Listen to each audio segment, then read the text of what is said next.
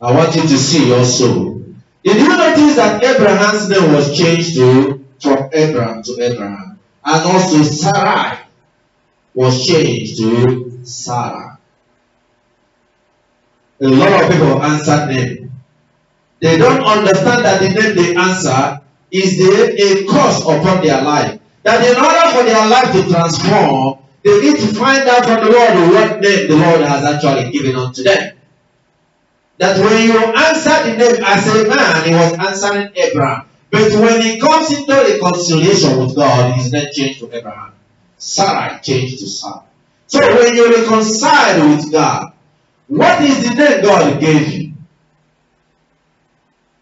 The Lord gave my father Ebelechukwu to give to me. God's blessing. But in the baptism, we were told to take on the name of someone we don't know. And I was given Paulinus, and Paulinus, I started answering Paulinus. When I went to America, everybody knows me by Paulinus, or short for Paul. Then when the Lord called me and said, why are you not answering the name that I had given unto you when you were born? I decided to answer my first name. But by then, my second name has overtaken my first name. Paul, Paulinus. Paulinus, not Paul, Paulinus. The Lord reminded Abraham the name that he was given unto him, and also Sarah. Your name from today should be Abraham, and you should be called Sarah. The reason why I mentioned this is because we knew that was already been addressed in the place in Genesis chapter 12. That when he was changing the name, changed it to Abraham. But we see the repeat of that in this particular chapter. Why? Because the Lord wants to establish also the new kingdoms. If you read that, you see the Lord extended the blessing to what we call illegally begotten son, Ishmael. Abraham asked and received. And of course we know that Sarah did not want the blessings to go to Ishmael. But because Abraham asked, the Lord blessed Ishmael from you. I shall create 7 kingdoms. Did God create 7 kingdoms out of Ishmael?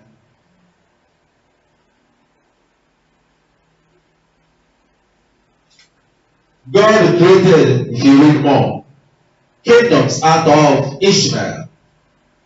Today you hear about the Saudi Arabia, or the Middle East, the 7 kingdoms that is in the Middle East today that are blessed with so much wealth, just as the Lord has spoken in the book of Genesis in chapter 17.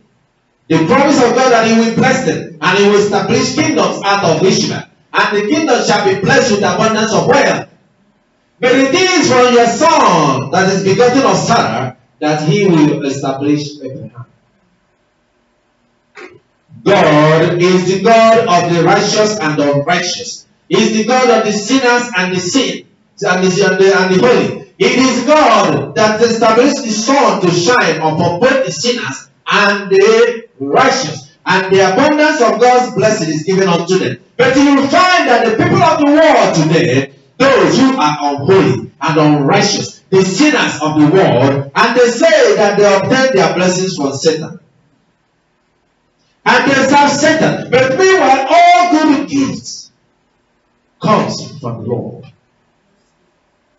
Because you see that God, who have come as Christ, do not discriminate against person. It's not by tribe or by the formation of your birth, the citizenship of your birth. That the gift of God is out of his love. He does not discriminate about who he gives it willingly to whoever he wants. If God chooses you, he saves you. And if he chooses you, he blesses you. Even in your unrighteousness and in your sins, God still will bless you.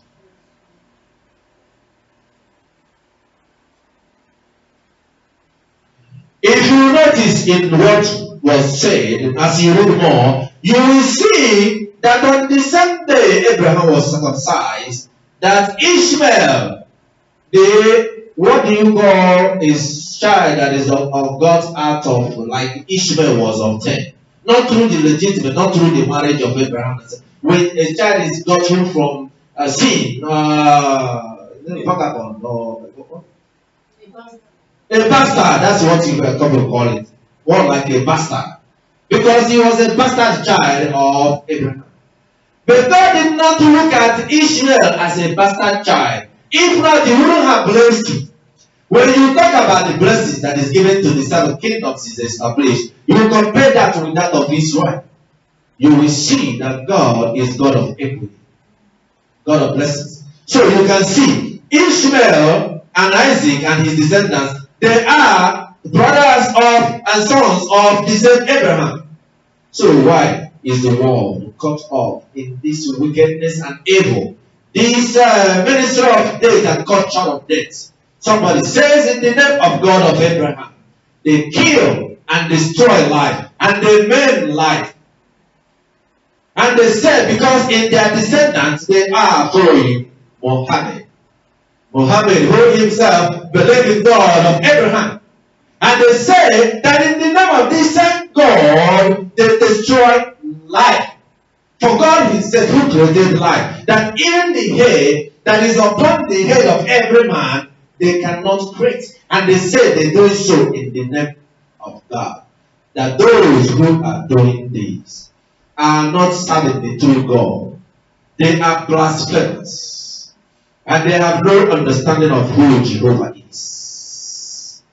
Even if they don't believe in Christ, they believe in God, Jehovah, the God that blessed them. And in out of his mouth, he confessed and testified to Abraham. And he made a promise to Abraham who asked him that he will establish 7 kingdoms and he will bless them abundantly.